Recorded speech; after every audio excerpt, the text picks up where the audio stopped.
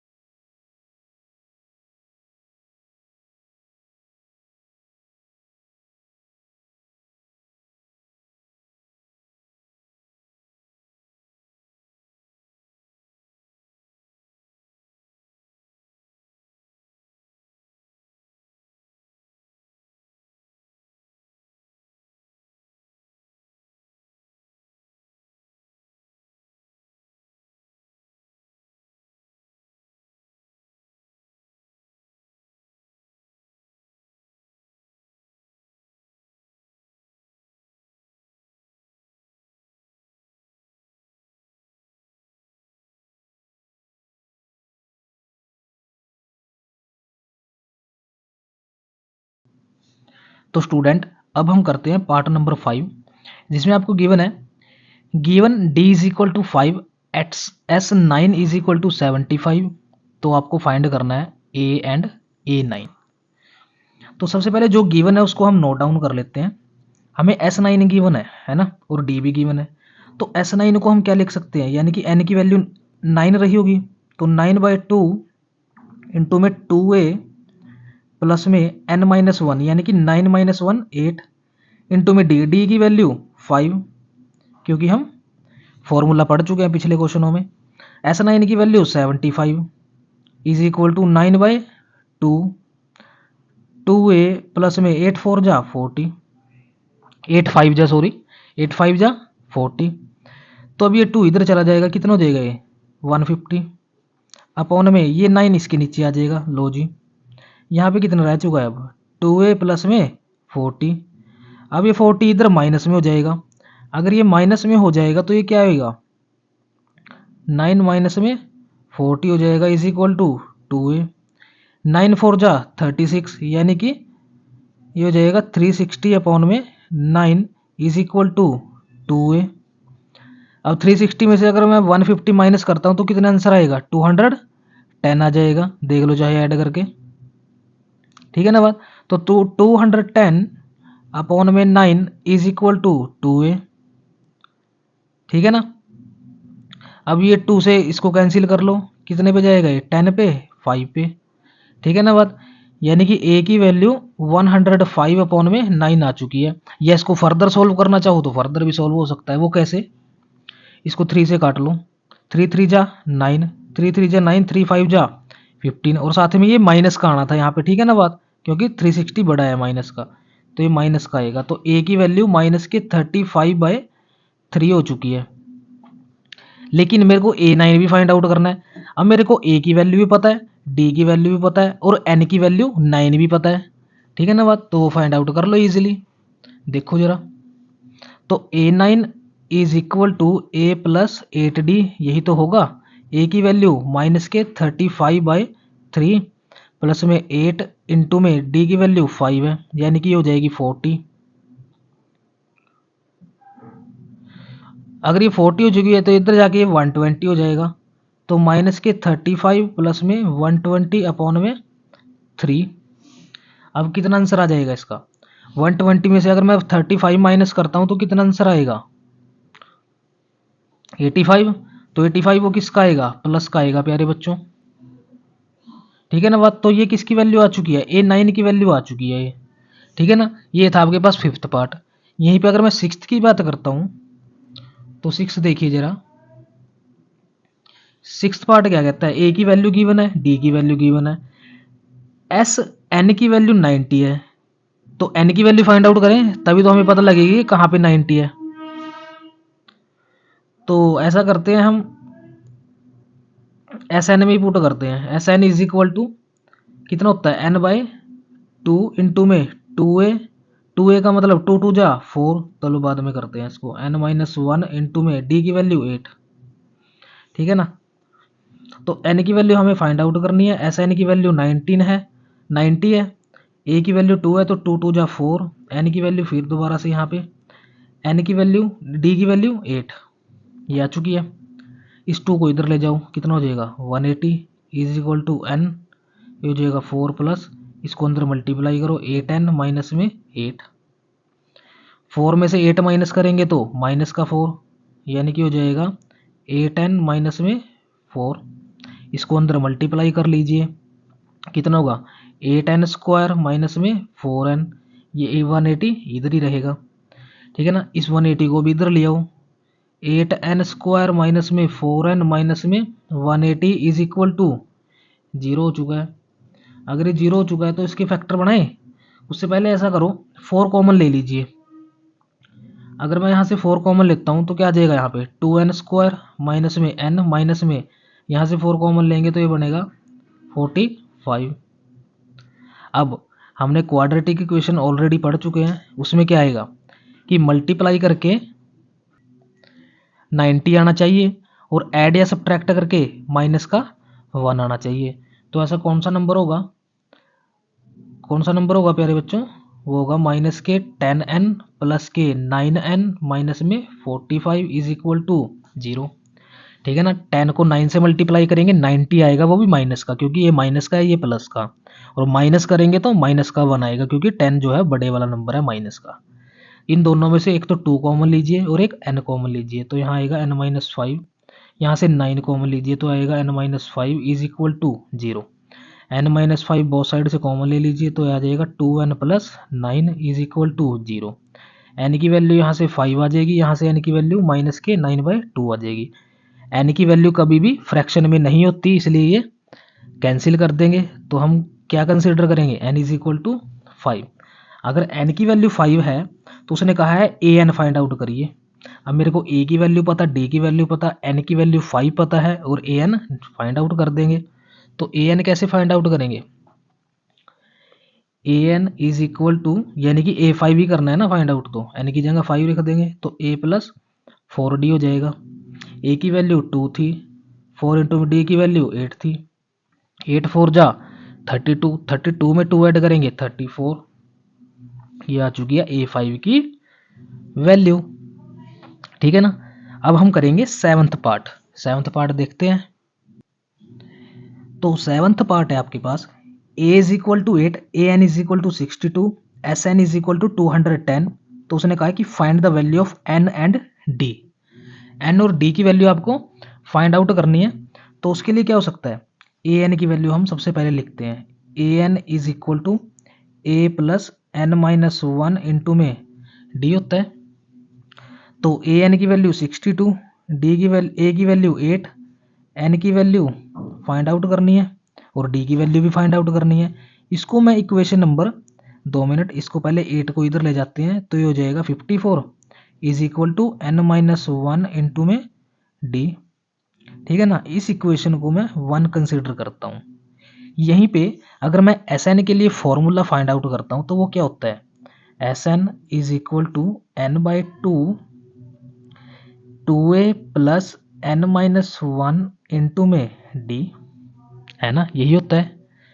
अब n की value भी नहीं पता हमें, Sn की वैल्यू पता है 210, n/2 2 इंटू में 8 की वैल्यू, a की वैल्यू 16 हो जाएगा ये, n-1। अब मेरे को एक बात बताओ प्यारे बच्चों, ये n-1 इंटू में d की वैल्यू अभी हम डिस्कस की कहाँ पे आई है, तो इसकी जगह मैं 54 लिख दूँ, कहोगे सर लिख दो, तो लिख दी भाई। इनको ऐड कर लीजिए, कितना आ जाएगा 70, तो ये आ जाएगा 210 is equal to n/2 into में 70। इसको इससे 35 टाइम कैंसिल कर दो, ये 35 इधर आ जाएगा इज इक्वल टू n आ जाएगा। अगर हम ये कट कर लेते हैं तो क्वेश्चन हो गया। इसको क्या करते हैं, 7 से कट कर लो 6, यानी कि n की वैल्यू 6 आ चुकी है ना, क्योंकि 6 टाइम कैंसिल हो गया। अब n की वैल्यू पता है, क्या d की वैल्यू निकाल सकते हैं इजीली फ्रॉम इक्वेशन नंबर 1 से। यहाँ से क्या कर लो, एरो लगा देता हूँ, n की वैल्यू 6 यहाँ पे पुट कर लो तो कितना रह जाएगा 5 इंटू में d। 5 क्या करोगे नीचे ले आओ, अगर 5 नीचे ले आओगे तो बस ये क्वेश्चन हो गया। सॉल्व करना चाहो तो कर लो, नहीं आपका पॉइंट में आंसर आ जाएगा। ठीक है ना। ये आपका 7th पार्ट था। यहीं पे अगर हम 8th पार्ट की बात करते हैं, 8th पार्ट है, ए एन की वैल्यू गिवन है, डी की वैल्यू गिवन है, एस एन की वैल्यू गिवन है, तो फाइंड करना है एन और ए। तो ए एन क्या होता है, एज यूजुअल जैसे हम पढ़ रहे हैं, ए + n-1 इंटू में डी। ए एन की वैल्यू 4, डी ए की वैल्यू फाइंड आउट करनी है, n-1 डी की वैल्यू 2। ठीक है ना। तो इसको मल्टीप्लाई करें तो हो जाएगा 4 is equal to A + 2n-2, ये 2 इधर ले आओ तो 6 हो जाएगा, ये a + 2n हो चुका है। ये एस एन की वैल्यू भी ऐसे ही लिखेंगे। एस एन की वैल्यू डायरेक्ट बता दूं इस फॉर्मूले में पुट करके, दोबारा से क्यों लिखा है ना, तो -14 इज इक्वल टू n/2, क्योंकि n तो पता ही नहीं, 2 इंटू में a भी नहीं पता, प्लस में n भी नहीं पता, यानी कि n और a नहीं पता हमें, n-1 इंटू में d की वैल्यू 2। ठीक है ना। अब क्या करेंगे, सॉल्व कर लेते हैं इसको, तो -14 इज इक्वल टू n/2, ये हो जाएगा 2a प्लस में 2n माइनस में 2। ठीक है ना। अब ऐसा करते हैं, यहाँ से वो, यहाँ से ऐसा करते हैं, कि मेरे को एक वैल्यू तो रखनी पड़ेगी कोई ना कोई, क्योंकि दोनों वैल्यू से ऐसे तो काम नहीं चलेगा, ठीक है ना, कि ना तो n की वैल्यू का पता लगेगा ना a की, क्योंकि हमें दोनों ही वैल्यू निकालनी है। तो ऐसा करते हैं, यहाँ से मैं a की वैल्यू निकाल लेता हूँ। a की वैल्यू 6 माइनस 2n हो जाएगी या नहीं यहाँ से, तो मैं वही वैल्यू यहाँ पे पुट कर देता हूँ। तो 2 से मल्टीप्लाई करेंगे, क्योंकि a की वैल्यू तो ये है और साथ में 2 भी मल्टीपल में, तो ये हो जाएगा 12 माइनस में 4n प्लस में 2n माइनस में 2। ये 12 में से 2 माइनस करेंगे तो 10 minus 4n plus 2n minus के 2n, ये भी ठीक है। ये 28 इधर चला जाएगा, 28 हो जाएगा n की वैल्यू। n इधर मल्टीप्लाई करो, 10n